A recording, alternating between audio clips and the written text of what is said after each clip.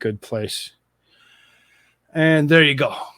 The one thing that I know I've been feeling for the last day or whatever, my sleep pattern's totally off. I just, everything that goes along with this moon moving in has really seriously affected me. August's rare super blue moon, the biggest full moon in 2023, rises this week on Wednesday, August 30th. Yes, I know it's the 28th as we speak, moving into the 29th, but we're going to actually feel a lot of these effects for a couple days before and a couple days after, as it actually does have the tendency to actually project this its its movements for a couple days. On Wednesday, August 30th, with no doubt hearing the mainstream media proclaiming that it would be a night that will have an opportunity to witness a supermoon. Uh, it's a term, and more specifically, a branding relatively recent origin, is originated out of astronomy, but astrology first coined it an astrologer who um, arbitrarily defined it as a full moon, which occurs with the moon that is near 90% of the closest approach to the Earth is given an orbit. Indeed, at noon Eastern Time on the fifth Wednesday of August, the moon will arrive in Perigee. It is the closest point to orbit relating to Earth at 221,942 miles away. 9 hours and 36 minutes later, the moon will officially turn full. Although the full moon theoretically lasts just a moment, that moment is imperceptible of ordinary observation, and for a day or so before and after, most will speak and see the nearly full moon as full. The shaded strip is so narrow and changing in apparent width so slowly that it is hard for the naked eye to tell whether it is present or which side it is. In addition to the supermoon status, this particular full moon will be the second to occur in the month of August, calling it a blue moon. Have the first having occurred on the first of the month. As a result, the second full moon of August is on the 30th, will be also known as a blue moon. So, for what it's worth, what we have will be a super blue moon. However, unless there's some unusual atmospheric condition present, such as airborne dust, ash, or smoke, the moon will not appear blue, but a normal yellow white self. Nonetheless, thanks for the mainstream media hyperbole, and many will likely look forward to getting a view of a big late summer moon.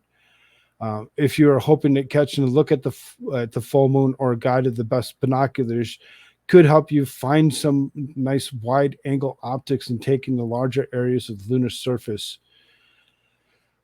This floods for you, but there are also some drawbacks. The full moon nearly coincided with the perigee means that several days around August 30th in the range of tides will be much larger than normal. Low tides will be usually low or unusually low, and high tides will be unusually high, perhaps resulting in minor coastal flooding. As you know, Florida's dealing with what they're dealing with this moon. I really seriously hope that everything's going to be okay with Florida as this actually does, spawn itself through. Uh, uh, Great Liquor, I see you over there. I see you over there. It says, show your moon. Huh. Uh, Supermoon branding is watered down. Of course, they're going to try calling it a blue moon because it's the second moon. It's not technically going to be blue, like it said. The advantage of seeing a full moon is as big as it is, especially when you're up in higher altitudes like myself. It really seriously is something interesting to actually see. And I don't think binoculars are going to actually be necessary unless you actually want to see all the little markings on that moon as it be. It should be fun to actually see. I know that is Clumsy. Clumsy, you still with us? I know that Clumsy said that she was going to actually see if she, because I had said something to her yesterday about knowing about this moon or whatever, that she said that she was going to see if she couldn't actually hold some kind of a special show or whatever to go along with the full moon. for what it is. I'll be excited to actually watch, and we'll be paying attention to what actually Clumsy actually produces to go along with this particular instance. If you don't know who Clumsy is, totally check out Clumsy Clairvoyance. She's very fun lady to actually listen to. She's very interactive, and she actually does a very good job at what she does. So this particular moon in itself, as we actually speak of it, there's other events that are going to happen right around this. Is that don't overlook Saturn. A full moon is positioned opposite the sun in the sky. As it turns out, 3 days before the moon reaches the point in the sky, the planet Saturn will arrive in the opposition to the sun. When it is too opposite of the sun in the sky.